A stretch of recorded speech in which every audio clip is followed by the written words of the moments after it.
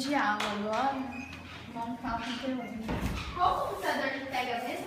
Ai, vamos nesse, que esse que funciona, eu acho. Ah, então melhor.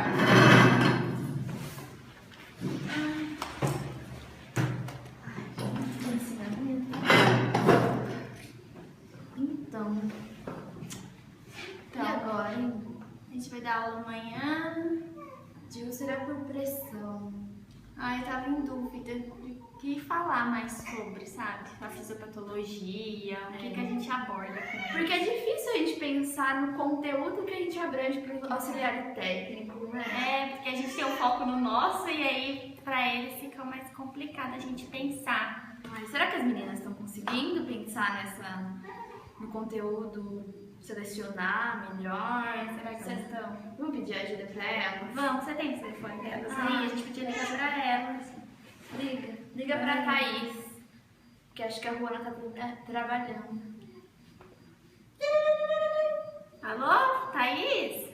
Oi, Jéssica. Tudo bem? Tudo. E aí, você tá conseguindo fazer as aulas? Como que tá? Então, a Juana e eu tava discutindo o que a gente coloca como conteúdo no plano de aula, né? Mas tá bem complicado de entender por onde a gente parte, o que a gente aborda, se aprofunda algum tema ou não. É verdade, a gente tá aqui pensando nisso mesmo, como selecionar esses conteúdos, porque é difícil, né, no auxiliar, pro técnico. Vamos marcar amanhã da gente se encontrar, a gente discute? Vamos sim, aí a gente discute. Tá bom, então. Até Tá, amanhã. até. Tchau. Tchau.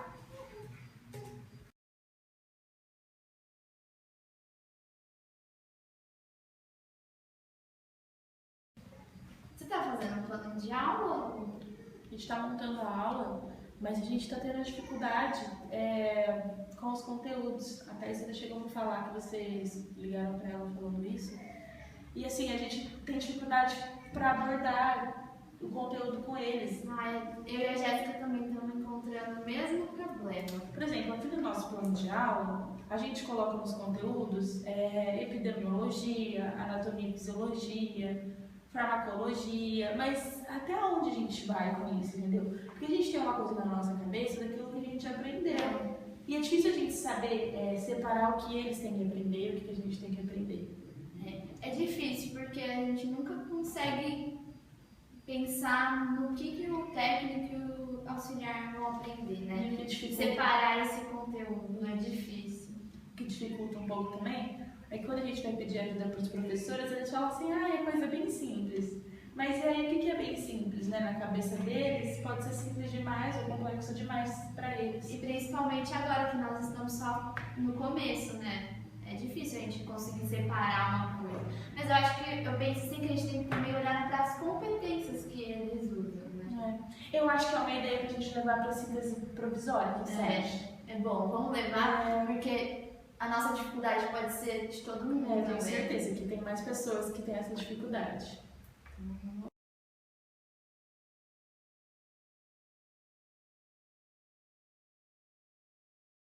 As meninas discutiram sobre como selecionar os conteúdos e tal, e é pra gente trazer pra sala. Aí vamos ver se a professora vem aqui hoje pra gente discutir sobre o que você acha. Então, eu tinha conversado com a Juana, ela até me falou mesmo que na aula que vocês fizeram de úlcera também, né, vocês estavam falando que não estavam conseguindo. Que se põe cobertura, se não põe. A gente também preparou uma aula de ABC e estava muito difícil, muito mesmo, porque a gente tentava colocar assim, vai pôr farmacologia, mas até que ponto? Será que tem que saber os mecanismos de ação? Vai colocar a epidemiologia da doença? Como que vai abordar? Aí a gente ficou meio assim, a Isa tinha até falado das competências. Eu acho que seria bacana a gente partir desse princípio, mas eu não sei. Será que começa daí mesmo? Será que a gente parte das competências? Será que a gente tem que ver no Ministério da Saúde? Onde será que a gente começa? Eu acho que a professora tem que vir para nos ajudar. É verdade. Bom dia, gente! Oi, gente, tudo bem? Tudo! E vocês? Como é que estão lá no estágio?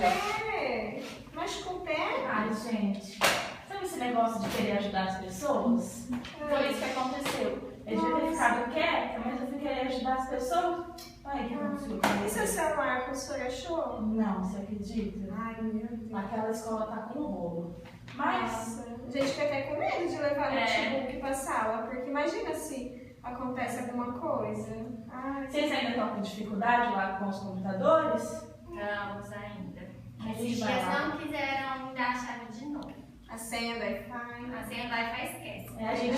Eu e a Com vai lá, porque a gente empresta para eles os laboratórios, não cobra uma agulha deles e eles estão negando o Wi-Fi deles. Mas enfim, o negócio do meu pé que eu fui ajudar a pegar uma cadeira para um restaurante que a gente estava, e aí eu me esborrachei no chão e deu isso daqui. Por isso que eu não estou indo tanto no estágio, mas está indo tudo bem lá. Tá sim, lá. Vocês estão com alguma dificuldade? Nós estamos, porque a gente estava discutindo sobre a seleção do conteúdo, sabe? Porque a gente sempre foca no que a gente aprendeu, né? E como é difícil a gente ver o que o auxiliar, o técnico precisa saber, aí a gente queria ajuda. Como selecionar os conteúdos? Isso, tá complicado. A gente não sabe de onde começa, até onde vai, se aprofunda, como que funciona pro técnico auxiliar, né? Que nossa turma é de auxiliar. A minha edição de técnico. Entendi. Que interessante, porque os outros alunos também vieram com essa mesma dúvida. Ai, que bom. E o que a professora sugere assim, pra gente? Onde buscar os descritores? Como que funciona? Então, via internet, pelas bases de dados, vai ser um pouco difícil para vocês encontrarem. Mas como as outras turmas já tinham trazido essa demanda, eu trouxe alguns textos que podem nortear vocês. Mas como que vocês vão formular, então, a questão de busca? Vai ser em volta disso, de como selecionar os conteúdos? Isso, vai, porque é uma dificuldade do grupo todo. Assim, E o bacana é que fica bem dentro do eixo que a gente está, né?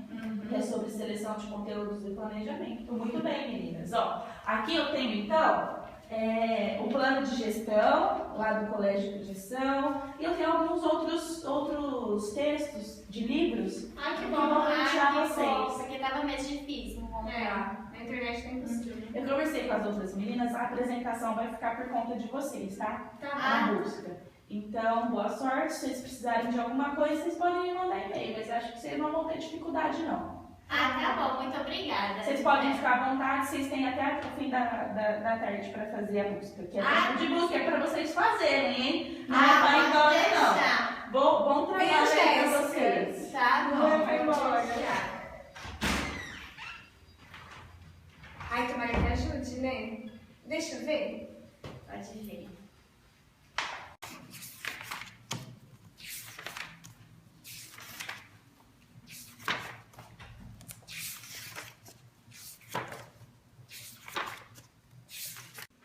Oi, gente. Ai, desculpa. Oi, Isa, tudo bem? Bom dia. Bom dia. Tudo bem? Todo mundo conseguiu ler? Vocês acham? Sim. Nossa, os textos que ela deu foi excelente. Foram, né? Responderam as questões, graças a Deus, né? Porque Deve senão a gente Tava vai difícil. Mas vamos lá. Vocês lembram como que era a questão da busca? Dá uma relembrada aí. Era como selecionar os conteúdos pertinentes à categoria profissional dos alunos, sendo eles os auxiliares e os técnicos de enfermagem. Ops. Não, o texto que ficou comigo, eu acho que é bom para a gente começar, porque é o seguinte, ele fala do processo de seleção de conteúdos levando o contexto cultural, é do Michael Young, o texto. E ele fala que nos cursos da área da saúde a gente tem que selecionar um conteúdo que forma uma determinada visão de sociedade, de saúde, de doença, de relação médico-paciente. Então, ele fala que os conteúdos, eles variam historicamente. Existem diferentes seleções de conteúdos em diferentes lugares, em diferentes épocas e diferentes contextos. Os conteúdos, eles favorecem mais algumas pessoas e outros grupos. Então, por exemplo, eu imagino que o seguinte, que o que a gente aprende aqui no Brasil referente à saúde deve ser um pouco diferente de outros países. Um pouco não, deve ser completamente diferente. Tem Então, alguns protocolos que são internacionais, nacionais, que esses a gente precisa, né, passar, mas realmente, com relação à contextualização, É se super você tá pertinente. presente, É importante ver, né, contexto, porque nem sempre o que é para um serve para outro. Aí eu estava vendo a DCN, né, que é a Diretrizes Curriculares Nacionais, que é a lei que dá a meta e os objetivos para a educação profissional, né? Que é o nosso caso, que ela norteia o professor mesmo, contempla o elemento fundamental e essencial de cada área do conhecimento, né? Visando promover a capacidade de desenvolvimento intelectual e profissional. Então, lembrando também que a gente tem que sempre ver o PPP da instituição, né? O projeto político-pedagógico, né? Porque não dá pra gente selecionar os conteúdos e organizar sem antes conhecer esse PPP. O cronograma sempre vai ter que estar dentro do projeto político-pedagógico. entendi. Então quer dizer que existem leis para isso, então, né? Sim, Então quer dizer que o professor ele não está jogado, né? Então, além desse contexto, o Ministério da Educação ele traz algumas coisas que vai nortear esse professor. E dentro disso tem que conhecer o projeto da escola, para compreender o que a escola quer formar e a partir daí o professor vai fazer essa seleção. Sim, né? porque querendo ou não já vai ter as matérias, né, que tem que estar. Isso, eles vão ter o currículo deles. O currículo deles já vai estar pronto, só com a carga horária e tudo mais. Aí a gente, como docente de enfermagem, vai adequar dentro do proposto pela instituição. Né? O que mais, meninas? analisar os conteúdos. Eu vi também que as competências, é importante a gente lembrar das competências do técnico e do auxiliar de enfermagem. Eu vi aqui, que o artigo 12, ele fala que o técnico de enfermagem ele exerce atividade de nível médio, envolvendo orientação e acompanhamento do trabalho de enfermagem, em grau auxiliar, e participação no planejamento da assistência de enfermagem. Aí cabe a ele, né, participar da programação da assistência de enfermagem, executar ações assistenciais de enfermagem. Mas lembrando que eles têm até um ponto, é o que cabe a ele, né? O que é do enfermeiro, o que é privativo do enfermeiro, ele já não pode exercer. Participar da orientação e supervisão de trabalho em enfermagem em grau de auxiliar.